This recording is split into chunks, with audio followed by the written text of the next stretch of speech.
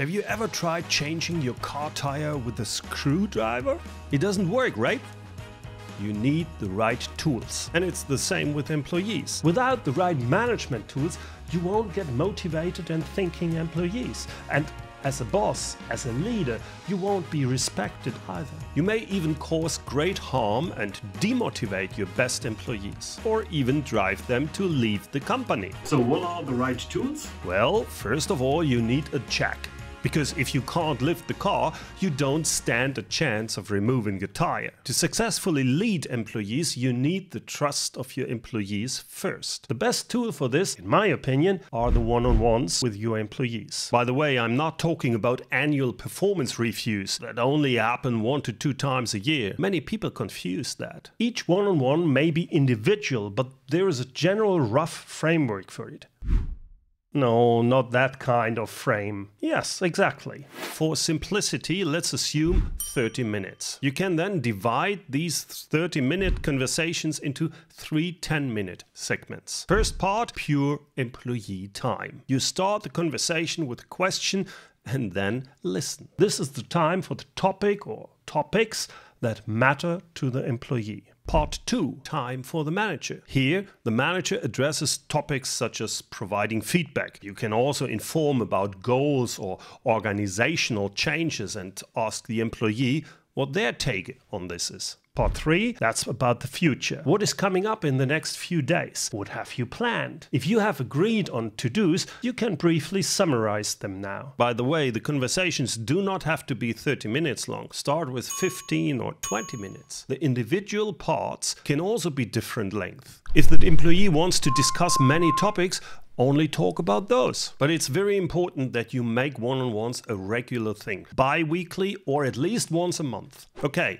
the car is now checked up. Next, you need to loosen and remove the screws. The lock wrench is perfect for this. Easy peasy. Okay, sometimes it's not that easy after all. It's resisting. And as a manager, you sometimes encounter resistance and problems as well. When it comes to conflicts, it's extremely important that you don't ignore them. Imagine ignoring the check engine light in your car. For a while it will be fine, of course, but eventually the car doesn't run anymore. You waited too long and now the damage is done. The earlier you address a conflict or a potential conflict, the better. So how should you handle a potential conflict? First, find the cause. What sparked the disagreement? What emotions does it evoke among those involved? Second, don't point fingers. Both parties usually play a role in escalating the conflict. It's better to see the best in others. When in doubt, for the accused. 3, alter your viewpoint. Try to understand the other person's stance. Allow them to voice their thoughts and listen without preconceptions. 4, express your emotions candidly, but steer clear of insults and blame. Share what the disagreement means to you on an emotional level and the impact it has on you. 5, invite your adversary to suggest a resolution. Let them elaborate on their solution. Propose then a modified or alternative solution if it doesn't resonate with you. And 6, embrace assistance. If the situation has spiraled out of control, the only way to calm it down is to bring in a neutral third party, such a moderator, a mediator or an arbitrator. Okay, so far so good. What's missing now? The new tire. Without it you can't hit the road. By the way, you can't move forward with your leadership tasks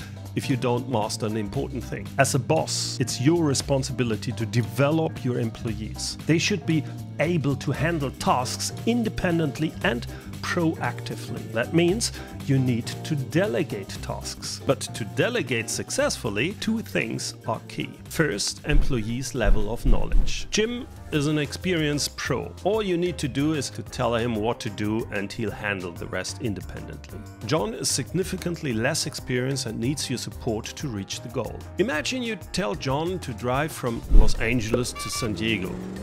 For Jim, this information is fully okay to find the way independently. He has driven that road many times before. But John only recently got his driver's license. You need to tell him not to drive via San Francisco, and he also needs support along the way. And that brings me to number 2, no micromanagement. In order to support John, you set milestones. He should drive via St. Clements and Carlsbad, but you don't drive along with him and tell him exactly how to drive. Und jetzt schalten Sie mal in den zweiten Gang, sonst kommen wir ja gar nicht voran. Und hier 300 Meter haben wir da die Kreuzung und dann machen Sie jetzt mal den Blinker. Den Blinker, mein Gott! By the way, you only check on John when he reaches the milestone. In the meantime, you let him do his thing. But what do you do if John gets lost and arrives later than agreed? Or he never reaches the destination? Now it's extremely important that you don't hold this mistake against John. Mistakes happen, especially with inexperienced employees. But as a boss, as a good leader, you must endure and accept that, because only then will the employee get better over time. Okay, the new tire is mounted. Now we can finally hit the road. The keys. I left them on the kitchen table, so I'll grab them quickly, and in the meantime you feel free to watch this kind of video here about how to learn leadership the right way. Thank you for watching and see you soon.